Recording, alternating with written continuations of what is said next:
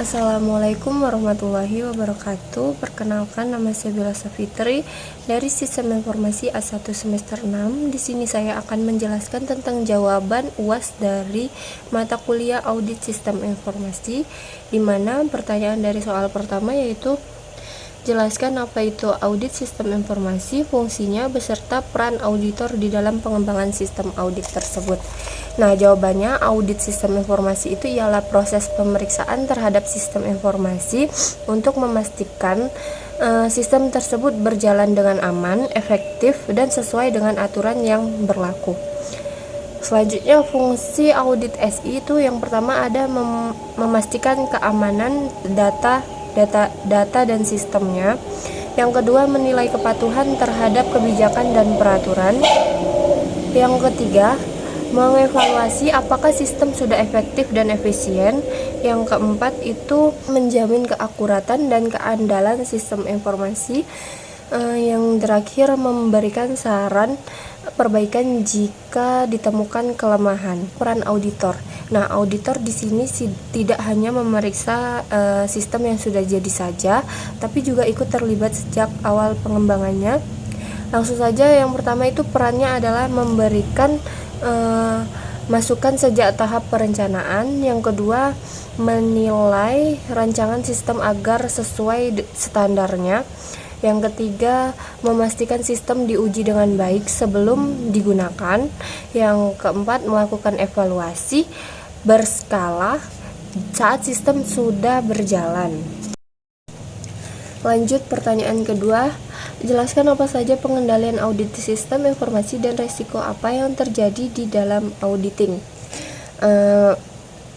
Ada pengendalian dalam audit sistem informasi. Yang pertama itu ada pengendalian umum buat keamanan sistem secara keseluruhan, seperti membackup data, password, dan kontrol perubahan. Yang kedua, pengendalian aplikasi biar data yang masuk diproses dan keluar itu benar dan enggak asal. Yang ketiga, pengendalian akses, ngebatasin siapa yang boleh buka atau ubah data tersebut. Yang terakhir, audit trail, catatan jejak siapa ngapain di sistem, jadi bisa dilacak kalau ada yang aneh-aneh. Nah, resiko dalam audit sistem informasi itu yang pertama, data bocor, data bisa disalahgunakan orang yang tidak berhak. Kedua, salah proses. Nah, data yang diolah itu bisa salah, jadi hasilnya juga nggak benar. Yang ketiga, kontrol lemah, sistem gampang disalahgunakan karena pengawasannya kurang. Yang keempat, tidak patuh aturan, sistemnya jalan tapi tidak sesuai aturan atau standarnya. Yang terakhir, teknologi ketinggalan, sistem sudah ada tapi sistem tersebut itu sudah jadul, lambat, lemot, dan rawan masalah. Nah, pertanyaan yang ketiga, jelaskan tahapan atau proses pelaporan hasil audit sistem informasi dan uraikan hubungan antara keamanan informasi atau informasi security dan audit sistem informasi. Nah, tahapan pelaporan hasil audit sistem informasi itu yang pertama, rencana audit, nentuin apa yang mau kita auditkan, timnya siapa dan tujuannya itu apa. Yang kedua, ngumpulin data, cek langsung sistem, wawancara dan kumpulkan bukti-bukti datanya. Yang ketiga, analisis temuan, di situ lihat kelemahannya di mana, apa aja yang beresiko. Yang keempat, bikin laporan, buat laporan berisi hasil temuan dan saran perbaikannya. Selanjutnya, kasih ke pimpinan, laporan disampaikan ke manajemen buat ditindaklanjuti. Yang terakhir, cek ulang atau tindak lanjut, lihat apakah saran sudah dijalankan atau belum. Lanjut ke hubungan keamanannya, yaitu keamanan informasi, jaga data biar tidak bocor, rusak, atau hilang.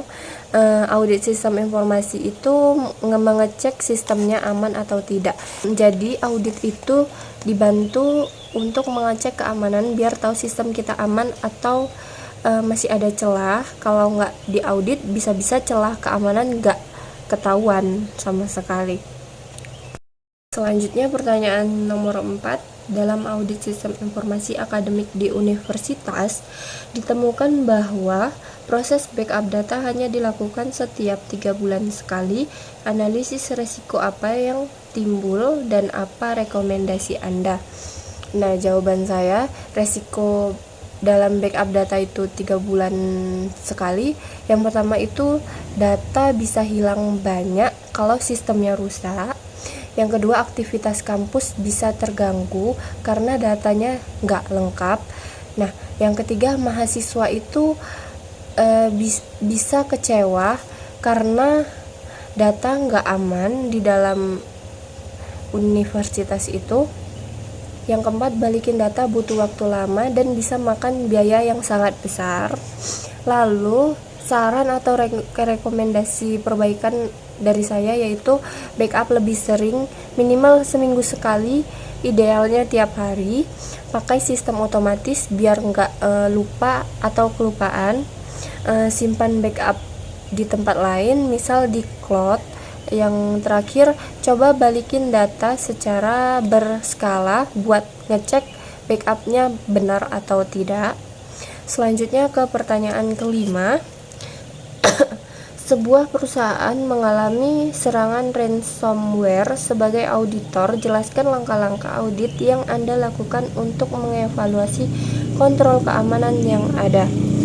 Nah, jawaban saya itu yang pertama, cari tahu kronologinya dulu. Serangan mulai dari mana? Nah, kapan terjadinya? Dan sistem mana yang kena duluan. Yang kedua, kita mengecek aturan keamanan, lihat apakah perusahaan punya aturan keamanannya kayak password, backup, antivirus, dan beneran dijalankan apakah beneran dijalankan. Selanjutnya, periksa sistem keamanan, cek firewallnya, antivirus, update sistem dan alat pengaman lainnya aktif atau enggak. Selanjutnya, cek akses pengguna, siapa saja yang mempunyai akses, aksesnya kebanyakan atau sudah dibatasi. Yang selanjutnya, lihat backup datanya, ada backup datanya atau tidak, seberapa sering, bisa dipakai waktu darurat atau enggak. Selanjutnya, tanya tim IT dan manajemennya gimana mereka nanggepin serangannya, cepat atau lambat, panik atau siap. Selanjutnya, tes sistem itu kalau boleh kita coba uji sistem dengan simulasi serangan buat lihat masih ada celah atau tidak. Yang terakhir adalah buat laporan plus saran. Kita tulis semua kelemahan dan kasih saran biar nggak kejadian lagi. Nah, itu tadi penjelasan saya tentang jawaban dari soal UAS Audit Sistem Informasi. Kurang dan lebihnya saya mohon maaf. Saya sudahi. Wassalamualaikum warahmatullahi wabarakatuh.